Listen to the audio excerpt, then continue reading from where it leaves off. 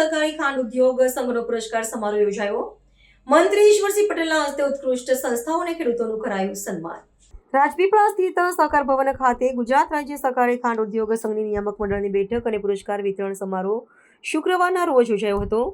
રાજ્યના પાણી પુરવઠા અને જળસંપત્તિ વિભાગના મંત્રી તથા સંઘના અધ્યક્ષ શ્રી ઈશ્વરસિંહ પટેલની ઉપસ્થિતિમાં આ ભવ્ય આયોજન કરવામાં આવ્યું હતું.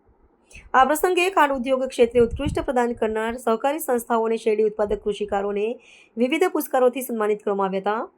આ સન્માન સમારોહમાં મંત્રીશ્રીના વરદ હસ્તે કામરેજ ખાંડ ઉત્પાદક સંસ્થાના પ્રમુખ શ્રી અશ્વિનભાઈ પટેલને ખાંડ ઉદ્યોગ ક્ષેત્રે તેમના દીર્ઘકાલીન યોગદાન બદલ આજીવન સિદ્ધિ પુરસ્કાર એનાયત કરવામાં આવ્યો હતો. આ ઉપરાંત શ્રેષ્ઠ તકનીકી કાર્યક્ષમતા પુરસ્કાર શ્રેણીમાં પ્રથમ ક્રમે ચલથાણ, દ્વિતીય ક્રમે ગણદેવી અને તૃતીય ક્રમે મહુવાની સંસ્થાને વિજેતા ઘોષિત કરી પુરસ્કૃત કરાઈ હતી.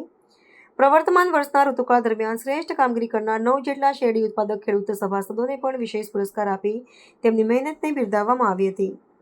આ પ્રસંગે મંત્રીશ્રીએ તમામ વિજેતાઓને શાલ ઓઢાડી અને પ્રશસ્તિપત્રો આપીને સન્માનિત કર્યા હતા તથા સરકારી માળખાને વધુ સુદૃઢ બનાવવા માર્ગદર્શન પૂરું પાડ્યું હતું.